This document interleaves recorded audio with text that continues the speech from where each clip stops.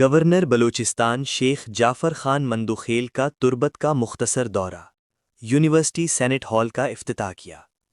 Governor Balochistan شیخ جعفر خان مندوخیل ایک روزہ مختصر دورے پر تربت پہنچ گئے۔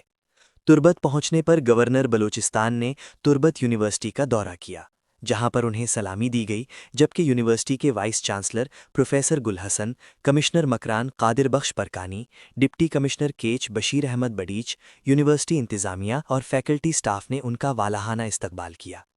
گورنر بلوچستان نے تربت یونیورسٹی میں نئے تعمیر شدہ سینٹ ہال کا باقاعدہ افتتاح کیا۔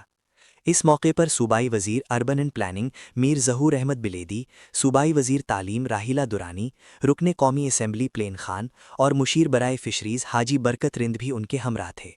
گورنر بلوچستان شیخ جعفر مندوخیل خان اور صوبائی وزراء نے یونیورسٹی کے احاطے میں شجرکاری کے سمت بلیدی کے فنڈ سے یونیورسٹی کو ایک نئے بس کی چابی گورنر بلوچستان نے یونیورسٹی انتظامیہ کے حوالے کیا۔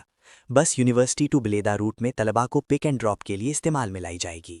بلوچستان بھر کی تازہ ترین خبروں سے باخبر رہنے کے لیے